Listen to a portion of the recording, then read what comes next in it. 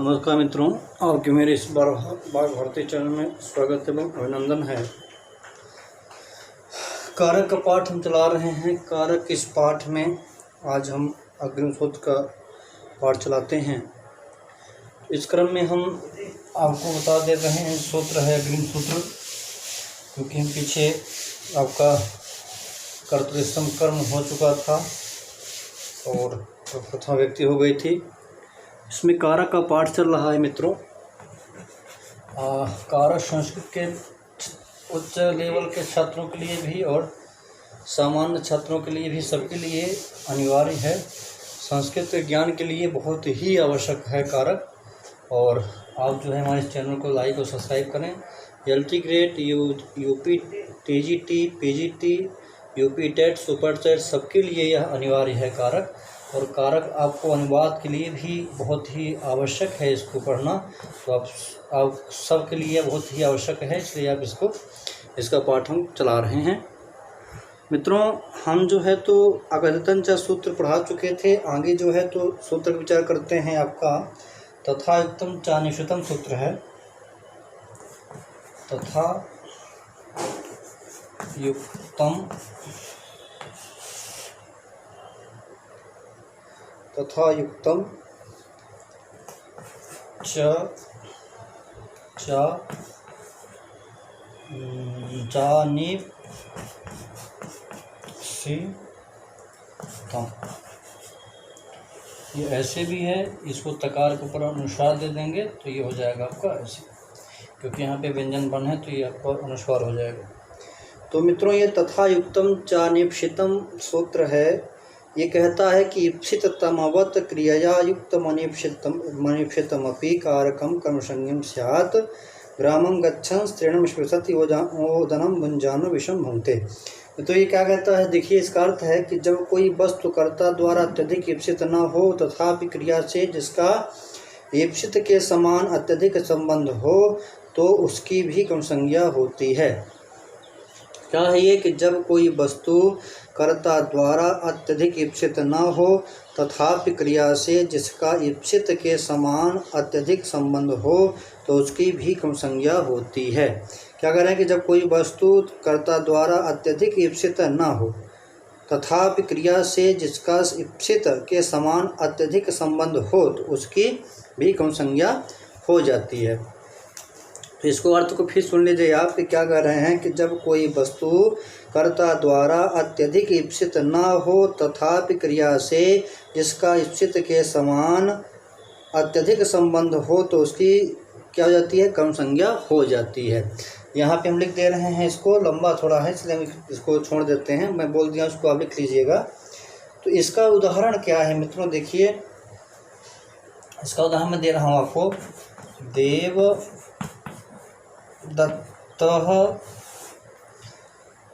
ग्रामं, देखिए देवदत्तः ग्रामं गच्छन् त्रीणं स्पृशत्। क्या है, गच्छन्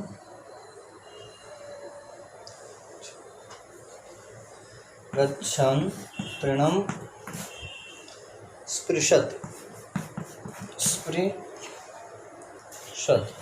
ये इसका वाक्य बन रहा है।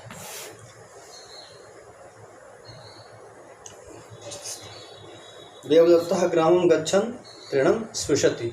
कहीं कहीं इसका पाठ आपका ऐसा भी मिलेगा, ग्रामं गच्छन्, यहाँ पे जो है तो सकार भी रहेगा, इस ऐसे रहेगा, ग्रामं गच्छन् त्रीणं स्पृशति, ऐसे। यहाँ पे इसको हम मिटा देते हैं।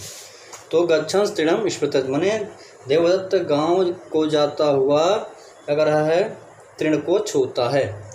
तो यहाँ पे ग्राम तो इप्सिततम है, क्योंकि क्या है कि वो जा रहा है, लेकिन ये अनिप्सित जो यहाँ पे तृण है, तृण को छू रहा है अनावश्यक, उसमें क्या हो जाएगी, उसमें भी तथा युक्तम चानिप्सितम कर्म से द्वितीय विभक्ति हो जाएगी। इसमें कर्तृप्सितम कर्म से होगी और इसमें तथा युक्तम चानिप्सितम तृणम में, क्योंकि वो तृण का कोई प्रयोजन नहीं छूने का, इससे अनावश्यक यहाँ लगा रहा है। ऐसे आप देखिए, कभी जब हम लोग छोटे थे तो स्कूल जाते थे तो रास्ते में जो है तो गेहूं का खेत हो या जौ का खेत बोया रहा हो तो हम फसल को मारते हुए रास्ते चलते थे, हाथ उसमें लगाते हुए चलते थे। तो वह उसको छूते चलते थे। तो क्या है, हम जा तो स्कूल रहे हैं पढ़ने के निमित्त, तो वहाँ पे अनिश्चित तो क्या था, वो छूना, उसको ऐसे ऐसे हाथ उसमें फेरना, तो वो क्या है अनिश्चित था, लेकिन उसमें भी क्या हो जाएगी, निश्चित में भी द्वितीय व्यक्ति हो जाएगी। यही सूत्र है आपका तथायुक्तम च अनिश्चितम, ठीक है, ये सूत्र। तो यही कहता है कि जो अनिश्चित वस्तु हैं उनमें भी अगर हम उनको छूते हैं, कुछ करते हैं, तो उसमें भी द्वितीय होगी, जो कि हमको ईशित नहीं है, न ईशितम है, लेकिन फिर भी क्या है, वो उसमें द्वितीय होगी। आगे चलते हैं मित्रों, हम अगले सूत्र में विचार करते हैं। आप मेरे इस चैनल को लाइक और सब्सक्राइब करें, और इसमें जो है तो आपको प्रतिदिन पाठ मिलेगा। अब ELT का पाठ्यक्रम और TGT का पाठ्यक्रम का विषय पाठ चल रहा है। शुक्नाशु देश का वीडियो डाला हुआ है, आगे अब हम जो उसका बच्चा है उसका भी पाठ बनाएंगे। हमें देखिए मित्रों, जो सूत्र है आपका अकथितंच है, क्या है, अकथितंच सूत्र है। सूत्र है आपका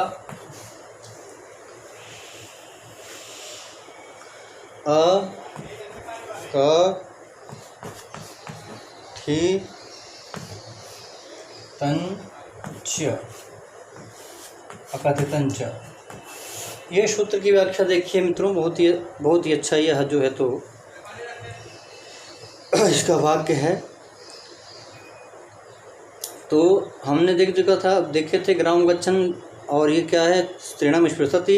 इसी का एक उदाहरण मिलता है कि ओजनम भुंजानो विषम भुंगते। पीछे वाला पाठ बता रहा हूँ कि उसमें भी यह है कि ओजनम भुंजानो विषम भुंगते, तो भात खाता हुआ विष को खा जाता है। तो विष जो था अनिश्चित था, क्या था, अनिश्चित था, फिर भी उसमें द्वितीय हुई है। ये पाठ छोड़ गया था, तो उसमें बता दे रहा हूँ कि ओदनम भुंजानो विषम भुंगते देवदत्ता। देवदत्त भात खाता हुआ विष को खा जाता है। तो भात तो उसका ईप्सितम था, लेकिन विष क्या था, अनिश्चित था, तो उसमें भी विषम में द्वितीय हुई है।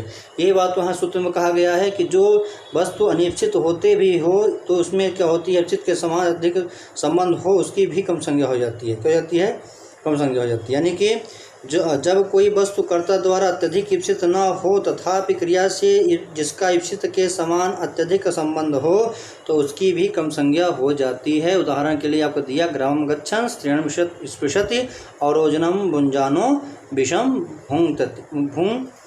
भुंगते विषम भुंगते। तो ये इस प्रकार जो है तो विष और तृण में ये जो अनिश्चित हैं, ये ईप्सित नहीं है, इनमें द्वितीय व्यक्ति हुई है। आगे है अकथितंच। ये है, इसका वृत्ति है कि अपादानादि विशेष ही अविवक्षितम कारकम कर्मसंज्ञम च, यानी अपादानादि कारकों से अविवक्षित जो कारक उसकी कर्म संज्ञा होती है। विचार करें मित्रों इसमें कि अपादानादि कारकों से अविवक्षित जो कारक उसकी कर्म संज्ञा होती है, अर्थात अपादानादि कारकों द्वारा किसी कारक को अभिव्यक्त न करना हो तो उस कारक की कर्म संज्ञा होती है। जब अपादानादि कारक को अपादानादि के रूप में न कहा जाए, केवल साधारण रूप में उन्हें कारक अभिव्यक्त करना हो तो उसकी कर्म संज्ञा होती है। उसे अकथित या अविवक्षित या गौण कर्म कहते हैं। वस्तुतः उसमें कर्म से भिन्न अर्थ की प्रतीति होती है। अब इसका अर्थ आप देख लीजिए कि अपादानादि कारकों से अविवक्षित जो कारक उसकी क्या होती है, कर्म संज्ञा होती है। तो इसमें जो है मित्रों आपके जो धातुएं निहित हैं वो कौन कौन सी है आप देख लीजिए। पहली धातु है आपकी दुह। इसका अर्थ होता है, मैं धातु लिख दे रहा हूँ, इसका अर्थ होता है, जरा लिख लीजिएगा जो लिख रहे होंगे। दुह का अर्थ होता है आपका दुहना। दुह का क्या होता है, दुहना। कोई भी वस्तु को दुहना दुह धातु के में प्रयोग में आएगा। आगे है मित्रों आपका दो धातु के बाद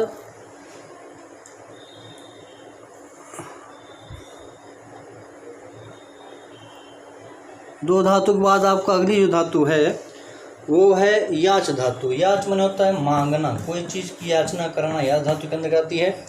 आगे है आपका पच धातु। पच धातु का होता है विपरीत व्यापार इत्यादि, किसी चीज़ को पकाना इत्यादि, दिलाना इत्यादि, पच धातु हो गया। इसके बाद आपकी कौन धातु है मित्रों, दंड धातु है। दंड यानी कि किसी को दंड देना, दंड धातु हो गया। इसके बाद आपकी जो धातु है मित्रों वो है आपका रुद्ध धातु। रुद्ध माने होता है रुधिरावरणे, रुद्ध है इसको किसी चीज़ को रोकना, ढकना इत्यादि। आगे है प्रच्छ धातु, किसी चीज़ को पूछना इत्यादि। प्रच्छ धातु प्रच्छ धातु में आता है। किस में आता है मित्रों, तो ये प्रच्छ धातु में आता है। प्रच्छ धातु का अर्थ होता है पूछना इत्यादि। आगे आपकी धातु है ची धातु। ची माने होता है चुनना, कोई चीज़ को चुनना इत्यादि, ची धातु में आता है। आगे है आपका ब्रू माने होता है कहना।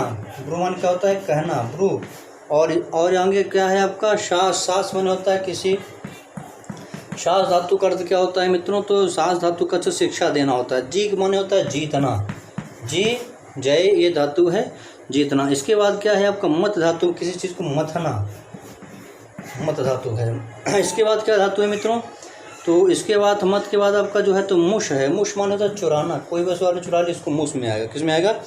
मुश धातु में आएगा मित्रों। आगे है इन, तो ये आपकी कितनी होगी? 12 धातुएं ये हो गई। गिन लीजिए 1 2 3 4 5 6 7 8 9 10 11 और ये 12। तो इनके जो है तो क्या होगा, क्या बता रहे हैं कि इन 12 धातुओं और इनकी पर्यायवाची धातुएं तो था।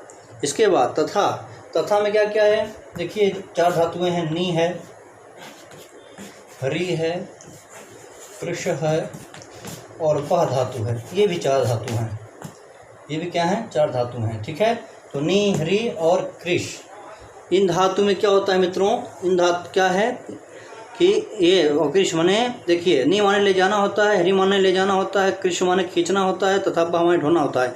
इन 4 धातुओं के ही प्रधान कर्म से जिनका संबंध होता है उसी को अकथित गौण कर्म कहते हैं। अकथित गौण कर्म कहते हैं इन्हीं धातुओं या इनके समानार्थक धातुओं के ही जो अपादानादि कारक होते हैं उनकी अपादानादि के रूप में विशेष विवक्षा न हो। देखिए ध्यान दीजिएगा, क्या है? विशेष विवक्षा न हो तो उनकी कर्म संज्ञा हो जाती है। वे इन धातुओं के प्रधान कर्म से संबंध होने से गौण कर्म या अकथित कर्म कहलाते हैं। जैसे मित्रों माने इनके योग में क्या हो जाएगा? अपादानादि विवक्षित, जब अविवक्षित रहेगा तो द्वितीया होगी, जब विवक्षित होगा तब तो हो जाएगी पंचमीता विभक्ति, लेकिन जब अविवक्षित होगा तो वह द्वितीया में रखा जाएगा। इन सभी का क्रमशः उदाहरण देखिए। क्रमशः उदाहरण मैं इनको बता रहा हूँ लिख करके, इसका क्या अनुवाद बन रहा है और कैसे बन रहा है ये सब मैं बताऊंगा। पहला है आपका, हम लिख दे रहे हैं यहाँ पे धातु लिख रहे हैं, सभी धातु यहीं में लिखूंगा। पहले क्या धातु आपकी? पहले धातु आपकी है दो धातु है मित्रों, दो धातु। इसका जो वाक्य बनेगा वो वाक्य आप कैसे बनेगा? देखिए इसका जो वाक्य है गाम दोग्धिपयः, आप देखिए गोप गाय से दूध दुहता है। इसका अनुवाद दो बनेगा मित्रों। तो इसका मैं पहले चलता हूँ अविवक्षित वाले में। इसमें विवक्षित पक्ष में क्या बनेगा? देखिए आप, इसका विवक्षित पद में बन रहा है गो पाह, बहुवचन कर देते हैं, वचन जो भी आप कहें, मैं गोपाह कर दे रहा हूँ। गोपह गोपह गोह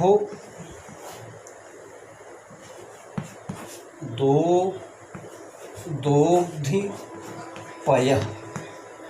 गोपः दोग्धिपयः। तो ये जो वाक्य है विवक्षित अर्थ में यहाँ पे पंचमी हुई है। क्या हुई है? क्योंकि गाय से गोप दूध को अलग कर रहा है, तो अलग अर्थ में ध्रुवम उपादानम सूत्र है और अपादान पंचमी से इसमें जो है तो पंचमी विभक्ति होकर के क्या हो जाएगा? पंचमी विभक्ति हो जाएगी गोह में। गोह या पंचमी विभक्ति वचन का रूप है मित्रों। तो गोपः गोह दोग्धिपयः या गोपः दोग्धिपयः पयः दोग्धि, गोपः गोह पयः दोग्धि, ऐसा वाक्य बन जाएगा। और जब हम अविवक्षित में करेंगे, देखिए अविवक्षित,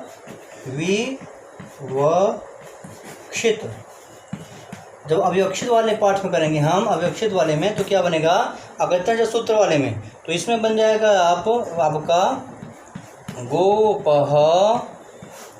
अब यहाँ पे द्वितीया हो जाएगी गाम में, किससे कर रहा है?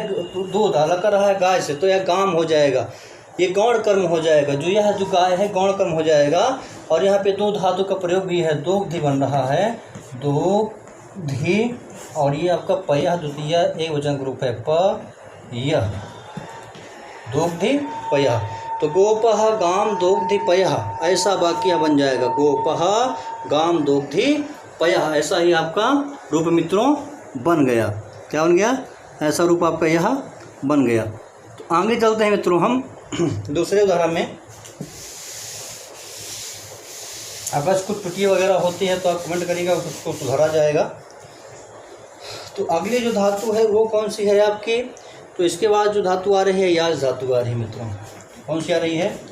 याच धातु। अब याच धातु का देखिए, याच धातु में हम पहले लेते हैं इसका, देखिए याच धातु क्या है, बाकी क्या बन रहा है कि वामन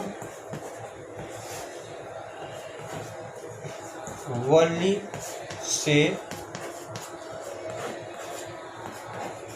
पृथ्वी मांगते हैं।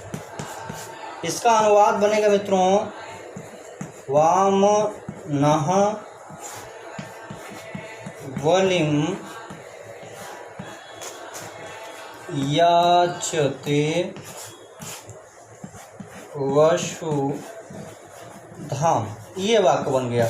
ये अकथंच सूत्र के नियम से बन रहा है, अकथंच सूत्र के नियम से बन रहा है, क्योंकि यहाँ पे जो बलि है ये पंचमी का है, यानी कि बलि से आधिपत्य को छीन रहे हैं। पृथ्वी का जो आधिपत्य उसके पास था उसको वामन जी मांग रहे हैं कि हमको दे दो, तो इससे आधिपत्य अलग कर रहे हैं। तो इसमें क्या होना चाहिए, क्या होना चाहिए? पंचमी होना चाहिए था। और ये जो अविवक्षित है इसलिए यहाँ पर जो है तो गौर कर्म मान करके बलिम हो गया है अकथंच नियम से। और जब ये अविवक्षित नहीं विवक्षित कहा जाएगा तो इसमें जो है तो बले हो जाएगा मित्रों। मैं ही लिख रहा हूँ बले है, बहुत लंबी विधि हो जाएगी। तो यहाँ पे हो जाएगा बले, इसका हो जाएगा वामनः बलेः वसुधाम याचते, वामनः बलेः वसुधाम याचते। ये दूसरा वाक्य हो जाएगा जब अकथंच से नहीं करेंगे, माने विवक्षित करके करेंगे तब मित्रों। ठीक है, आपको आशा है समझ में आ गया होगा। अगर समझ में नहीं आया होगा तो आप इसको जो है तो कमेंट में कहिएगा, हम दोबारा इसको आपको बता देंगे कमेंट में लिख करके। तो मित्रों ये हो गया आपका याच धातु। आगे जो आपकी धातु है मित्रों वह कौन सी है? तो अग्रिम जो धातु है वो आपकी है पच धातु। कौन सी है? पच। पच का जो है तो अर्थ होता है पकाना किसी चीज़ को। तो इसका जो है तो देखिए क्या बन रहा है प्रयोग।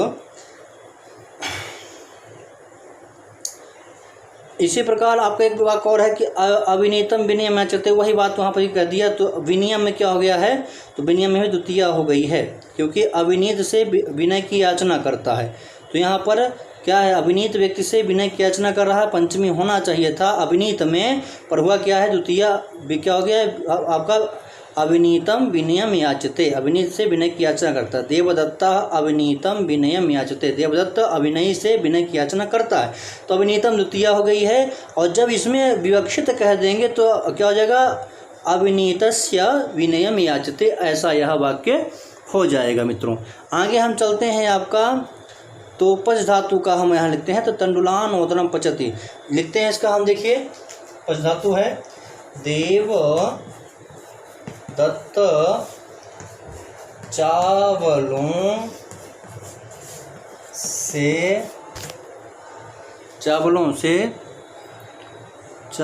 से भात पकाता है, भात पकाता है। ये हो जाएगा आपका देवदत्त क्या करता है? चावलों से भात पकाता है मित्रों। तो इस नियम में आप देखिए देवदत्त चावलों से भात पकाता है, इस वाक्य का जो अनुवाद बनेगा वो हो जाएगा देव, ये मैं बता रहा हूँ अत्यंत नियम से, ठीक है? देवदत्तः। अब ओदनम में हो जाएगा द्वितीया ओ द, देखिए क्या वाक्य है? तो ओदनम क्या है?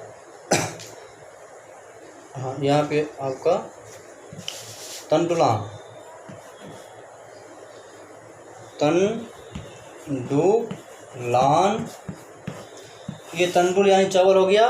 तंडुलान ओदनम पचति, ओदनम, और यहाँ जाएगा पचति। अब यहाँ पर जो है तो चावलों को क्या कर रहा है? भात पकाता है, चावलों से भात पकाता है। ठीक है, पहले वह चावल था उसको क्या किया? पानी डाला तो ओदन हो जाएगा, भात हो जाएगा। तो यहाँ पर क्या होगा? यहाँ पे भी किसकी विवक्षा है मित्रों? तो देखिए तो क्या कह रहे हैं कि यहाँ करण कारक होते हुए भी क्या यहाँ पे माने क्या करते हैं कि चावलों से, ठीक है, करण कारक है यहाँ पे। तो यहाँ पर जो तंडुलान है इसमें क्या हो जाएगा, पच धातु का योग होने से और अगर तंज सूत्र से द्वितीय हो जाएगी, क्या हो जाएगी, द्वितीय हो जाएगी। ठीक है, तो ये आपका बाण बन जाएगा देवदत्तः तंडुलान ओदनम पचति, ऐसा यह आपका वाक्य बन जाएगा, ऐसा यह वाक्य बन जाएगा। तो ये आपका हो गया पच धातु का उदाहरण। अब आगे देखिए मित्रों, यही नियम पूरे सब में लगेंगे। आगे देखिए क्या आपका वाक्य बनेगा, कौन सी धातु है इसके बाद, दंड धातु है। क्या है, दंड धातु है। देखिए दंड धातु का क्या है दिया है पर उदाहरण उन्होंने। तो दंड धातु हम चलते हैं, तो दंड धातु का क्या है देखिए, तो इसका है कि गर्गान शतम दंडयत। देखिए इसका वाक्य है देवदत्तः, ये लिखा हुआ है देवदत्तः, देवदत्तः गर्गान शतम दंडयति। इसका अर्थ है मित्रों कि देवदत्त गर्गों को क्या है, गर्गों से 100 रुपये दंड लेता है। ठीक है, क्या हो जाएगा, देवदत्त गर्गों से 100 रुपये दंड लेता है, दंडयति। ठीक है, इसका वाक्य यह बन जाएगा आपका देवदत्तः गर्गान, ये आपका अविवक्षित कर्म गौण कर्म है। ठीक है, तो इसका हो जाएगा शतम दंडयति, क्या हो जाएगा, शतम दंडयति। तो ये आपका ऐसा वाक्य बनेगा। अब कहते हैं दंड धातु का इसमें योग है और ये जो है तो गर्गान अविवक्षित है, इसलिए इसमें क्या हो जाएगा आपका पदानी नहीं पंचमी ना होकर, यह क्या कहते हैं, क्या था यहाँ पर कि हाँ गर्गों से ले रहा है ना, तलक कर रहा है, उसको भी अपदान होना चाहिए था, विवक्षित में दान हो भी जाएगा। तो यहाँ पे क्या हो जाएगा विवक्षित में, तो गर्गेभ्य इत्यादि बन जाएगा। तो ये आपका देवदत्तः गर्गेभ्यः शतं दंडयति, ऐसा विरूप बन जाए आपका बन जाएगा। तो ये आपका हो गया देवदत्तः गर्गान शतं दंडयति अकृतंच सूत्र के नियम से। आगे हम देखते हैं मित्रों दूसरी धातु। अब इसके बाद कौन सी धातु है देखिए, तो इसके बाद आपकी जो है तो रुद्र धातु है। कौन सी धातु है, रुद्र धातु। रुद्र धातु का अर्थ होता है रोकना। क्या होता है, रोकना। अभी हम वीडियो चलाते हैं मित्रों थोड़ा। इस प्रकार मित्रों जो है तो आपको गर्गान क्या कहते हैं कि भाई गर्गान शतम दंडयति देवदत्ता, ये वाक्य हो गया कि गर्गों से 100 रुपये दंड लेता है कौन, देवदत्त। तो यहाँ गर्ग अपादान कारक होते हुए भी नियमतः अविवक्षित होने से गर्ग की क्या होगी, कम संज्ञा हो जाएगी और कर्मण द्वितीय व्यक्ति होकर के गर्गान शतम दंडयति, ऐसा यह वाक्य बन जाएगा। इसके बाद हम चलते हैं, देखिए रुद्र धातु है। क्या है, रुद्र धातु में, तो रुद्र धातु ये आपका है पंडित दिए हैं। रुद्र धातु का अर्थ होता है रुधिर आवरणी, कोई चीज़ को रोकना इत्यादि, अवरुद्ध करना। तो इसका क्या है देखिए मित्रों,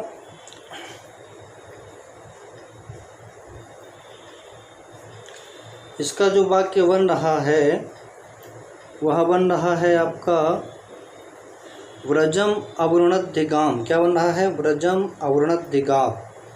तो व्रजम अवरुणद्धिगाम में हम विचार करेंगे। ठीक है, तो व्रजम अवरुणद्धिगाम, इसका वाक्य देखिए देव दत्त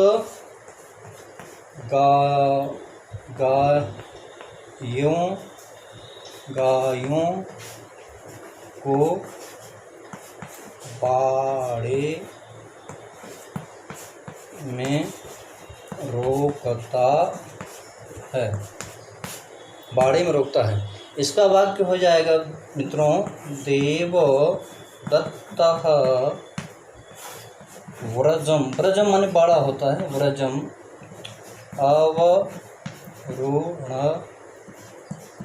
अवरुणद्धि, और ये गाम हो गया, गाम। तो ये गायों को यहाँ पे जो है बहुवचन किया था, हो जाएगा आपका क्या हो जाएगा, गा हो जाएगा, गा द्वितीय वचन में गा हो जाएगा। लेकिन आपको समझने के लिए यहाँ पर समझने के लिए हो जाएगा आपका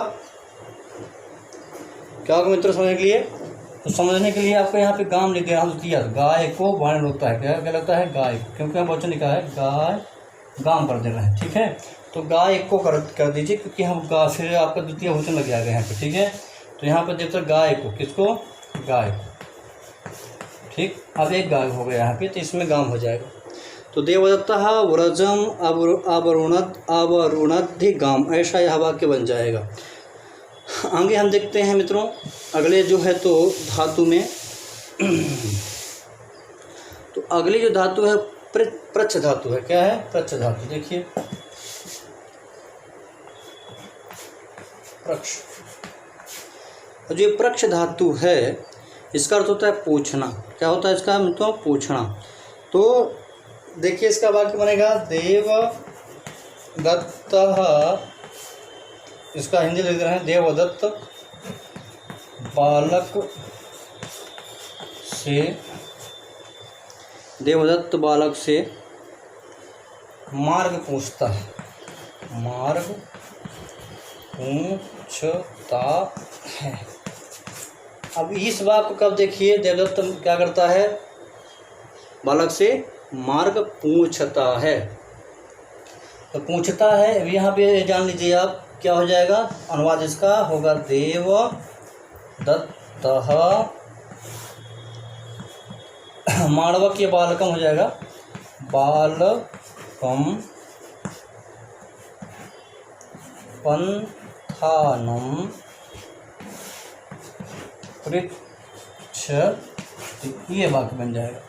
कहीं इसका पाठ उसमें सिद्धांत कौमुदी में आपका माणवक मिलता है। माणवक माने बालक होता है, ये किसी बालक का नाम माणवक था उससे। तो देवदत्तः माणवकम ये बालकम पंथानम पृच्छति, ऐसा यह हो जाएगा। तो बालक से पूछता है, यहाँ पे क्या था? तो देखिए ये बता रहे हैं कि भाई यहाँ पे लड़के से रास्ता पूछता है, तो यहाँ लड़के से रास्ता पूछता है तो अविवक्षित था यहाँ पे भी। माने जो अविवक्षित होता तो इसमें दूसरी कोई व्यक्ति हो जाती, लेकिन अविवक्षित होने से हम क्या हो गया? द्वितीया हो गई मित्रों। क्या हो गई? द्वितीया हो गई। तो बालकम या माणवकम ऐसा यह अकथनीयता सूत्र के नियम से बना। आगे हम देखते हैं मित्रों, आगे जो आपकी धातु है कौन सी है? इसके बाद जो धातु है ची धातु है। ची चय, चुनने अर्थ में ची धातु है। अब ची धातु का अर्थ होता है किसी चीज़ को चुनना। तो जैसे यहाँ कह दिया कि भाई देवदत्तः, देवदत्त, ठीक है, देवदत्त वृक्ष से, वृक्ष से फूल तोड़ता है। तोड़ना भी होता है ची धातु का अर्थ, ठीक है। इसका अनुवाद हो जाएगा मित्रों देवदत्तः। अब वृक्षम में हो जाएगा गौण कर्म या द्वितीय हो जाएगा, वृक्षम अवचिनोति पुष्पाण या पुष्पम भी कर सकते हैं आप, पुष्पम अवचिनोति पुष्पम या पुष्पाणी, पुष्पों को तोड़ता है। तो इसका आगे माणवकम यह हो गया आपका कि भाई वृक्षम अवचिनोति फलानी या पुष्पाणी, ठीक है। फलानी भी कर सकते हैं या यहाँ पे हम लिखते हैं फूल, तो यहाँ पे पुष्पाणी हो जाएगा। तो देवदत्तः वृक्षम अवचिनोति फलानी या पुष्पाणी, जो भी करना हो आप अपने अनुसार कर सकते हैं। आगे हम चलते हैं। तो वृक्षों से अलग कर रहा है, यहाँ पे बताना कभी अक्षा होगा तो यहाँ पे पंचमी हो जाएगी वृक्ष में, ठीक है। तो वृक्ष का पंचमी क्या बनेगा? वृक्षात बन जाएगा। तो वृक्षात पुष्पाणी चिनोति, ऐसे वाक्य हो जाएगा। आगे चलते हैं मित्रों हम। कौन सी धातु है? तो ब्रू धातु है कहने अर्थ में। कौन सी धातु है? ब्रू धातु। ब्रू धातु का अर्थ होता है कहना, ठीक। ब्रू धातु का जब हम अर्थ यहाँ पे ले रहे हैं तो कहना अर्थ इसका होता है। तो ब्रू धातु का देखिए मित्रों क्या बन रहा है तो इसमें ब्रू धातु और शाल धातु दोनों ले लेते हैं एक साथ में। शाल धातु और ब्रू धातु एक ही वाक्य बन जाएगा।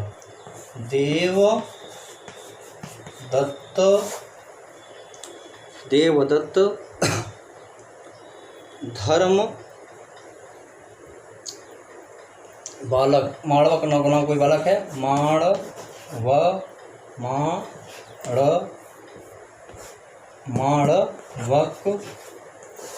माणवक के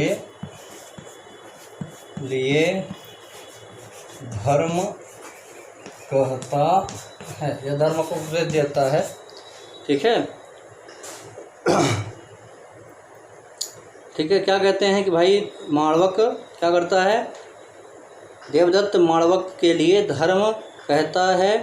ठीक है, यह वाक्य सिखाता है, शास्त्र माने सिखाना होता है, सिखाता है। इसका अनुवाद क्या बनेगा मित्रों, देखिए इसका अनुवाद हो जाएगा आपका, इस वाक्य का अनुवाद हो जाएगा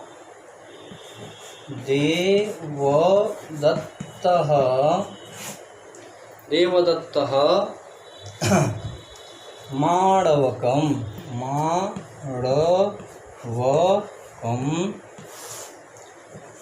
धर्मं ब्रूते शास्ति वा, अथवा मतलब अथवा माने कि शास्त्र कहो चाहे ब्रूते कहो, एक बात हो गई, वह माने अथवा होता है। तो ये आप ये जान लीजिए मित्रों कि ये हो गया देवदत्त माणवक, जो ये अविवक्षित कर्म हो गया, ये अमाणवक। इसमें जो है तो रास्ता पूछता है तो पूछने में तृतीय करण हो जाती है या पंचमी। तो ठीक है, तो क्या कह रहे हैं कि यहाँ पे क्या होता है, माणवक यानी संप्रदान, क्योंकि माणवक के लिए कह रहा है तो संप्रदान हो जाता है। यहाँ पे माणवक के लिए धर्म की उपेक्षा कर रहा है, संप्रदान चतुर्थी हो जाती है। देवदत्तः माणवकाय धर्मम ब्रूते शास्ति, ऐसा वाक्य बन जाता। लेकिन अकस्मात सूत्र के नियम के अनुसार ये जो विवक्षित होता तब होता, लेकिन अकस्मात सूत्र के नियम से अविवक्षित हो गया, इसलिए क्या हो गया, यह गौण कर्म हो गया। तो गौण कर्म होने से इसमें दिया हुई, तो देवदत्तः माणवकम धर्मम ब्रूते शास्ति, ऐसा यह अव का रूप बन गया। आगे हम चलते मित्रों किस धातु में, शास्त्र धातु हो गई आपकी। इसके बाद आपका जो है तो जी धातु है, जय, जी जय, जीतना अर्थ मित्रों, जी का होता है अर्थ जय, जीतना।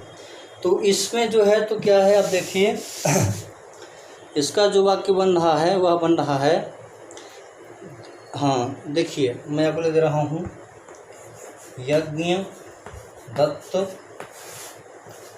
देव दत्त से 100 रुपये जीतता है। ठीक है, 100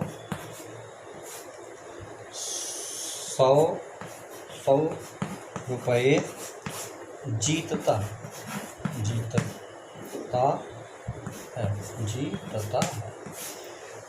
यज्ञदत्त देवदत्त से 100 रुपये जीतता है। इसका अनुवाद क्या मित्रों, देखिए इसका अनुवाद हो जाएगा, यज्ञदत्तः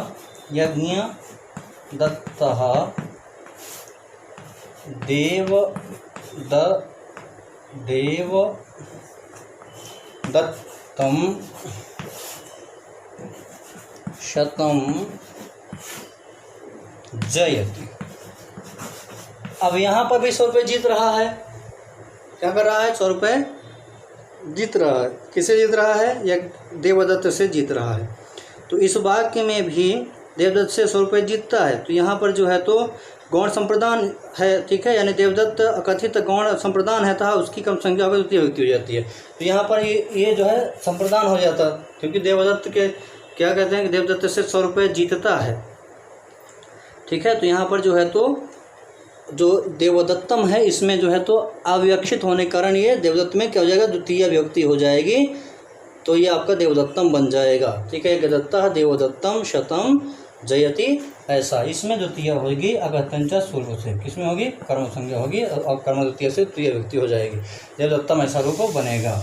ठीक मित्रों, आगे चलिए देखिए, आगे आपकी कौन सी धातु है, तो जी हो गई।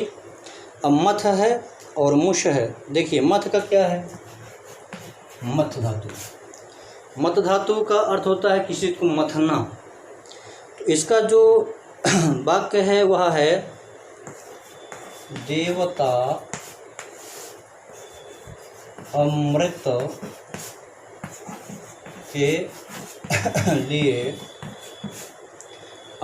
के लिए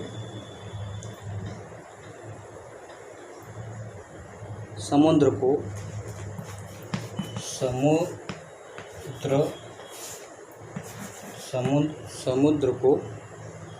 ठीक है, समुद्र को मथते हैं।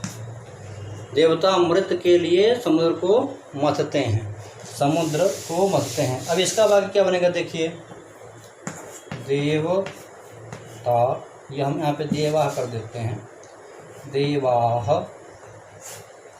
ठीक है, तो अमृतम, अमृत के लिए हमें अमृताय होना चाहिए था, लेकिन अविवक्षित होने से यहाँ पे अमृतम में द्वितीया हो जाएगी। अमृत कहते हैं सुधा को, ये बता सुधाम। फिर क्या है, क्षीर निधिम, क्षीर निधिम, क्षीर निधि माना होता है समुद्र, क्षीर निधिम। फिर क्या है, मथनाथ,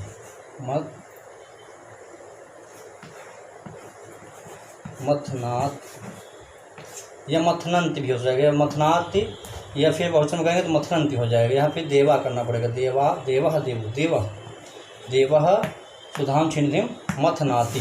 बहुवचन कहे तो मथनंती हो जाएगा, ठीक है। तो देवा मथनाति हो जाएगा, मथनाति, ठीक है, मथनाति। तो ये मथनाति, अगर देवा कहे तो मथनंती करना पड़ता, ठीक है। अब ये क्या हो जाएगा, क्या हुआ आपका भाई, देवाः सुधाम क्षीरनिधिम मथनाति। देवता लोग क्या कर रहे हैं, अमृत के लिए समुद्र का मंथन कर रहे हैं या मथ रहे हैं। तो हम क्या है यहाँ, तो यहाँ सुधा अकथित संप्रदान है, क्या है, अकथित संप्रदान, क्या है, सुधा, सुधा माने अमृत। तो ये यहाँ पे अविवक्षित है, इसलिए इसमें क्या हो गया, कर्म हुआ है अगत्यंत सूत्र से। अगर कर्म नहीं हो तो यहाँ सुधा यही होता, सुधा यही, क्योंकि सुधा शब्द है स्त्रीलिंग में आएगा, सुधा ये में सुधा के लिए अमृत के लिए मत रहे हैं, तो वह अविवक्षित होता तब, ठीक है। आगे चलिए मित्रों, आगे चलते हैं। तो आगे जो सूत्र है वो आपका मुष चुराने अर्थ में है। क्या कौन सी धातु है, मुष धातु। देखिए मुष धातु का, मुष धातु का क्या बन रहा है आपका प्रयोग, तो देखिए मुष धातु का जो प्रयोग बन रहा है मित्रों, वह बन रहा है देवदत्त से 100 रुपये चुराता है। यज्ञ दत्त, यज्ञ दत्त देव दत्त, देवदत्त, देवदत्त से 100 रुपये चुराता है, 100 रुपये चुराता है। ये वाक्य बन रहा है कि यज्ञ दत्त देवदत्त से 100 रुपये चुराता है। तो मित्रों अब इसका जो है बन रहा है, तो क्या बन रहा है, देखिए मैं आपको बता दूं, इसका जो वाक्य बन रहा है देवदत्तम शतम मुष्णाति, ऐसा यह वाक्य बन रहा है। इसका जो अनुवाद बनेगा वह ये बनेगा, देखिए यज्ञ दत्तः, यज्ञ दत्तः देवदत्तम, देवदत्तम सॉरी दत्तम, देवदत्तम शतम, क्या जाएगा, मुष्णाति, मुष्णाति, ऐसा यह वाक्य बनेगा मित्रों। क्या बनेगा, मुष्णाति, ऐसा वाक्य बनेगा। तो ये आपका वाक्य बना। तो क्या ये कह रहे हैं कि भाई ये जो है कि देवदत्त, यज्ञदत्त देव से 100 रुपये चुराता है। यहाँ देवदत्त अकथित गौण है, कौन, यह जो देवदत्त है क्या अकथित गौण है, अविवक्षित गौण है ये। तो इसमें क्या हो जाएगी भैया, द्वितीय हो जाएगी। लेकिन विवक्षित अर्थ में अपादान है, तो अपादान में देवदत्त से हो जाएगा, देव नहीं, यहाँ देव दत्ता तात हो जाएगा, देवदत्तात, अपादान पंचमी में देव दत्ता, तो देवदत्तात हो जाता। लेकिन जब ये अविवक्षित होगा तो देवदत्तम ही होगा अगत्यंत सूत्र से। वाक्य क्या बना है कि यज्ञ दत्तः देवदत्तात शतम मुष्णाति, देवदत्त से अलग कर रहा है पैसा को, इसलिए पंचमी होती है, देवदत्तात होता विवक्षित अर्थ में। लेकिन अविवक्षित हुआ तो अगत्यंत सूत्र लग गया, देवदत्तम हो गया द्वितीया। ये आपका चैप्टर खत्म। आगे जो है तो आपकी जो 4 धातुएं बती हैं मित्रों, उसको देख लीजिए, लाइक और शेयर करिए हमारे इस चैनल को और सब्सक्राइब करें। पूरा कारक इसमें आपको पढ़ाया जाएगा। प्रयास मैं करूँगा कि इसको पूरा कर दूँ। आप लोगों का समर्थन मिला, आप लोग हमारे चैनल को लाइक और सब्सक्राइब दिए, तो मैं इसको पूरा करूंगा और अच्छी तरह से पढ़ाऊंगा, इसमें कोई भी संदेह नहीं रह जाएगा। तो आगे देखिए मित्रों क्या है कि क्या है आपका, इसके बाद देखिए आपकी जो धातु है, इसके बाद जो धातु कौन सी है, तो आपकी नि धातु है। कौन धातु है, नि।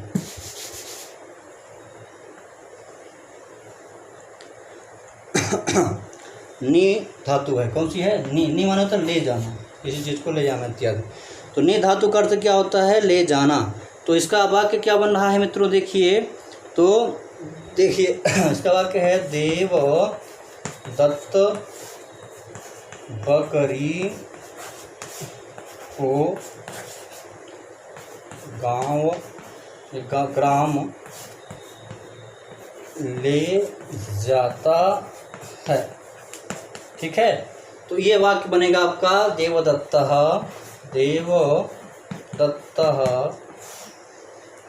अजाम, अजाम आने बकरी होती है, अजाम ग्रामम, क्या ग्रामम नयति। ठीक, गांव से ले जा रहा है, यहाँ भी अलग कर रहा, अजा में होना चाहिए था पंचमी, अजाया होना चाहिए था, यहाँ पर अविवक्षित होता तब, नहीं विवक्षित होता तब। तो जब यह विवक्षित हो गया तो उसमें कर्तृ से द्वितीय हो गई, कर्म द्वितीय विभक्ति आ गई, अजाम बन गया, देवदत्ता अजाम ग्रामम नयति, ऐसा यह वाक्य बन जाएगा। इसी प्रकार आपका चारों विभक्तियाँ जो हैं, ह्री विभक्ति है और एक कृष विभक्ति है, कृष, और एक आपका जो है तो बह है, इन्हीं में इसी का भी बन जाएगा। जैसे कि देवदत्तः अजाम क्या है, हरति, क्या हो जाएगा, हरति। तो जो हम यहाँ पे नयत लिखे हैं तो उसके हरत कर दीजिए, हरि धातु का अर्थ हो जाएगा हरति। और इसी को आप क्या करें, करशति कर देंगे तो कृत धातु आ जाएगा, करशति। और इसी को आप धातु कह देंगे तो बहति हो जाएगा, बहति, धातु माने होता है, बहति। तो ये चारों इसका अर्थ एक ही उदाहरण में आ जाएगा, देवदत्तः अजाम ग्रामम हरति करशति वहति नयति इत्यादि, या नयति हरति करशति बहति, ऐसा यह वाक्य आपका बन जाएगा। ग्रामम अजाम नयति हरति करशति बहति, व एक साथ ये दे दिया। तो ये आपका चैप्टर पूरा हुआ। अब इसमें एक चीज़ आप यह जान लीजिए कि शंका एक है, इसमें क्या शंका है मित्रों, हम आपको बताते हैं। ये आप लोग बहुत कम ही लोग जानते होंगे, जो वैयाकरण के होंगे, जो अच्छा परंपरा से पढ़े होंगे, वही चीज़ जानते होंगे। यहाँ शंका यह है,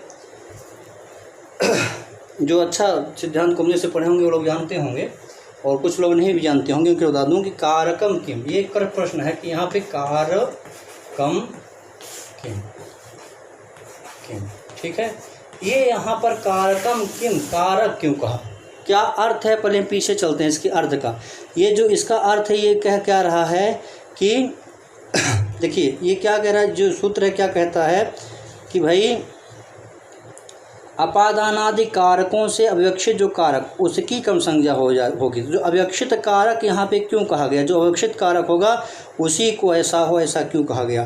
तो इसका समाधान क्या है, तो देखिए भाई कहते हैं इस सूत्र, देखिए अकथन ज सूत्र के अर्थ में कारक की कम संज्ञा हो, कारक की कम संज्ञा हो, ऐसा क्यों कहा। ठीक है, तो इसका उत्तर है कि ऐसा अगर नहीं कहते, ठीक है, नहीं कहने से सूत्रार्थ यह होता, क्या सूत्रार्थ होता कि अपादान आदि विशेष से जो अकथित अविवक्षित उसकी कम संज्ञा हो। तो अकथित अविवक्षित, अब यहाँ का कारक न कहते तब तो उसी का कम संज्ञा हो जाती। तो कारक न कहते तो आपका मार्वकस्य पितरम पंथानम पृच्छत, इस वाक्य में माणवक की भी कम संज्ञा होकर द्वितीय विभक्ति होती, जबकि माणवक कारक नहीं है क्योंकि षष्ठी का संबंध कारक से नहीं है। अतः माणवकस्य की जगह माणवकम यह अर्थगत प्रयोग न हो, एतदर्थ सूत्र में कारक कहा गया है। समझ गए आप, नहीं समझ में बता देता हूँ। ये कह रहे हैं कि भाई अपादानादि विवक्षित कारक की कम संज्ञा हो, अगर ऐसा कहते और वहाँ पे कारक नहीं कहते तो यहाँ पर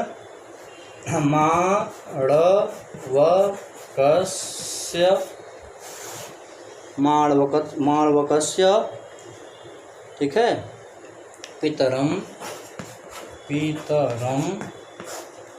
पंथानम क्या होता, पृक्षते, क्या हो जाता, पृक्षते। अब इस बार में देखिए मित्रों, तो यहाँ पे हम लगा देवदत्ता भी कर देते हैं, देवदत्ता माणवकस्य पितरम पंथानम पृक्षति। इस वाक्य में अगर यहाँ पे कारक नहीं कहे होते, वहाँ पे कि कारक की जो है उसी कम संज्ञा होगी, तो यहाँ माणवकम में भी द्वितीय हो जाती, माणवकम में द्वितीय होती, क्योंकि संबंध कारक नहीं माना गया, इसलिए वहाँ पे कारक कहा गया। इस प्रयोजन बताने के लिए देवदत्तः माणवकस्य पितरम पंथानम पिछति, तो पितरम में तो हो गया द्वितीय, लेकिन यहाँ माणवक में जो है तो द्वितीय नहीं हो, क्योंकि माणवक षष्ठी का है, षष्ठी वचन का रूप बन रहा है माणवक से, इसलिए कारक नहीं है, इसलिए कारक वहाँ पर कहा गया। अगर यहाँ कारक नहीं कहते तो माणवक में भी क्या हो जाती, द्वितीय विभक्ति हो जाती, इसलिए कारक की क्रम संज्ञा होती है, ऐसा सिद्धांत कौमुदीकार ने कहा है। मित्रों, ऐसी जिज्ञासा आपकी यह पूरी हो गई होगी। आगे हम मित्रों चलते हैं। अकर्मक धातुभिर योग्य देशः कालो भावो के गंतव्योद्धा च कर्म संज्ञक वाच्यम, ये वार्तिक सूत्र है, इसमें हम विचार करेंगे। इसका विचार हम अगले वीडियो पे करेंगे। आज इतना ही। जयतु संस्कृतम जयतु भारतम। हमारे चैनल को लाइक और सब्सक्राइब करें और शेयर करें मित्रों।